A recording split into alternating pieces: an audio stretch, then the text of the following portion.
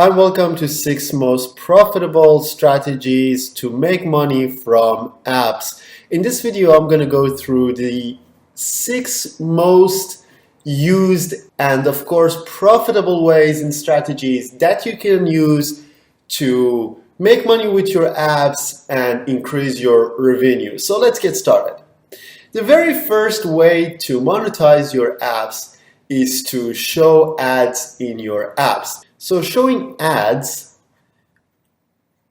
is the #1 strategy to monetize your apps, and it's very profitable depending on how you implement it. The implementation strategy when it comes to kind of monetizing apps via ads is very, very important, because if you go too far with it, if you go too far and put so many ads in different parts of your app, then the user engagement will decrease and users will go to the store and download your competitors. So you want to keep the amount of ads that you show in your apps to a level that first and kind of foremost users are happy with it, and then you would be able to maximize the profit with them. So that's something very, very important. There are plenty of strategies that you can use to kind of increase profitability with ads. It's out of the scope of this video, but if you want to find out more, my app business class would be the best place to go and check out those strategies, because those strategies that I use in my own business are the exact same strategies that I will be teaching in the app business class. And of course, you would be able to implement them in a way that suits your apps and is going to kind of increase your revenue. The second strategy which you can use to monetize your apps is using in-app purchases.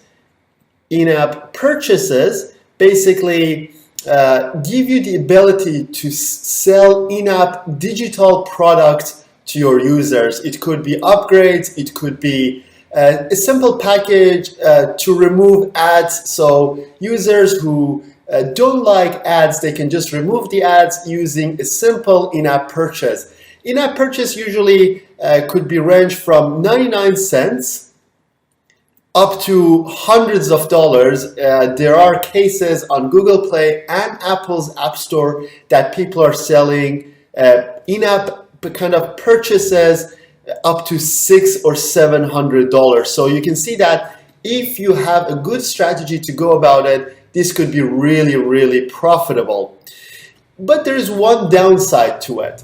And the downside is that usually based on the pricing of Google Play or Apple's App Store, it's not possible to monetize all the countries, and sometimes the conversion rate kind of makes it hard to monetize countries which kind of exchange rate is against them.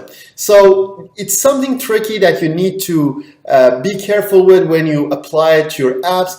It's a great way to monetize games, and if you have some sort of information-based apps, which is a very popular kind, then you can kind of offer different packages, different sizes, and different access levels to your users via in-app purchases. Again, it's a little bit tricky to pull off. One good way to go about it is to use AdMob's new kind of capabilities that allows you to show ads to those countries which are not kind of open to in-app purchases, and show in-app purchases to the countries which Google Play or App Store allows in-app purchases. So that's one way to go about it.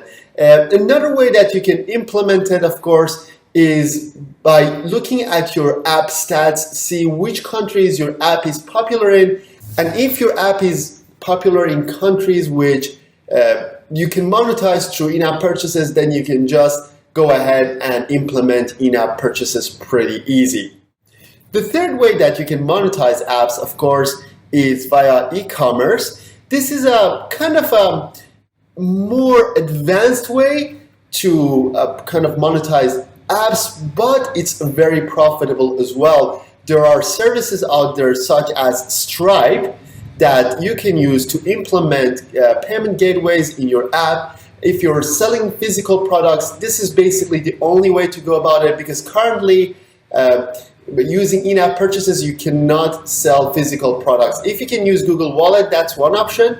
Or if Google Wallet is not available in your country, you can give Stripe a go, because their API and their services is very, very cool and easy to use. Of course, being an app business owner, you don't want to get involved in the technical side of things. You can always hire your outsourcer to do the job for you. So having an e-commerce in place, whether you want to sell pizzas or physical products or any type of products, basically except digital ones, because you can do that with in-app purchases, then you can use e-commerce kind of capabilities of different platforms to monetize your apps.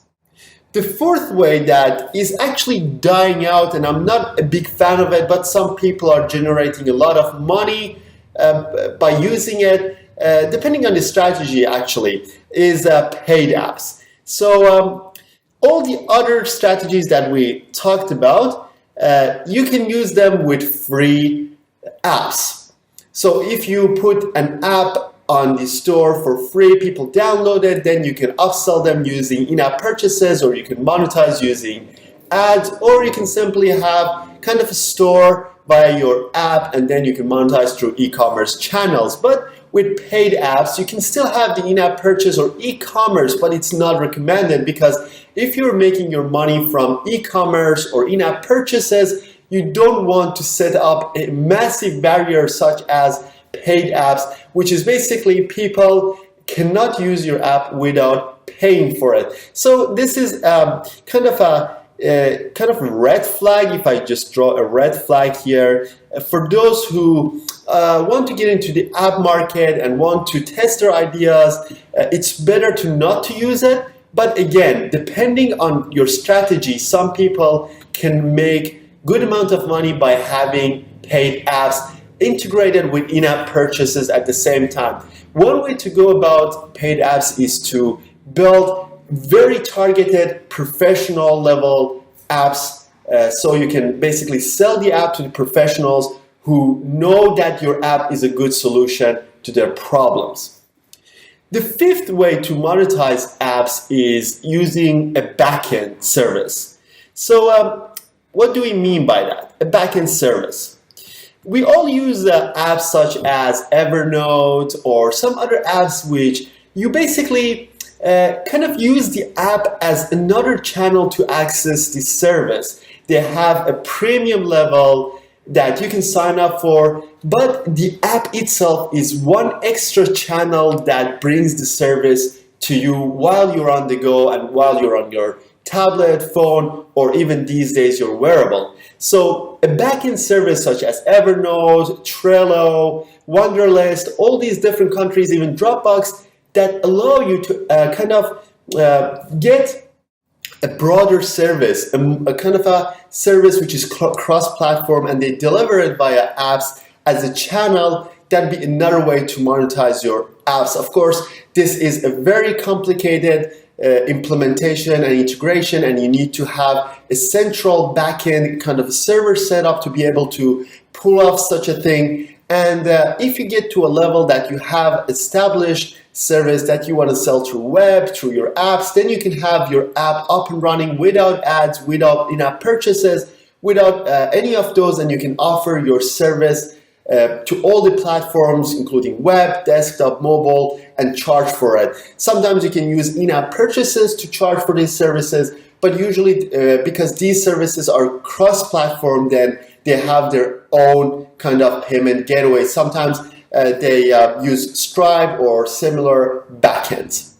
The sixth way, which I'm kind of involved with myself, is basically starting an app development business. So an app development business is, of course, another way to monetize apps. You're not generating your money from your apps directly, but you generate a revenue, an income from building apps for people who need apps, whether they are businesses or individuals or whoever is looking to have an app on the store. And the good thing about this model is that you can have a front-end payments like a development fee, so we call it a dev fee, plus a subscription monthly fee.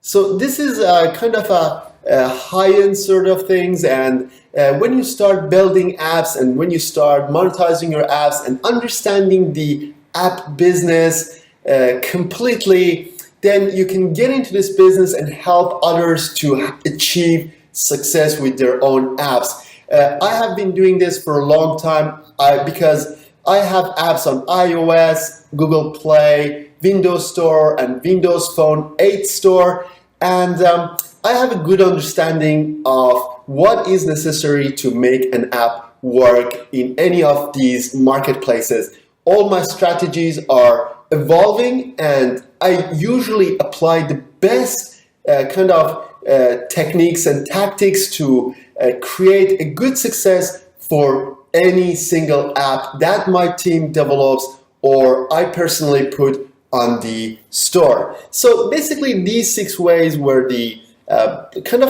maybe even the only 6 ways that you can profit from apps in today's market. Hope you enjoyed this video. Check out the link below this video, and I'll see you later. Bye.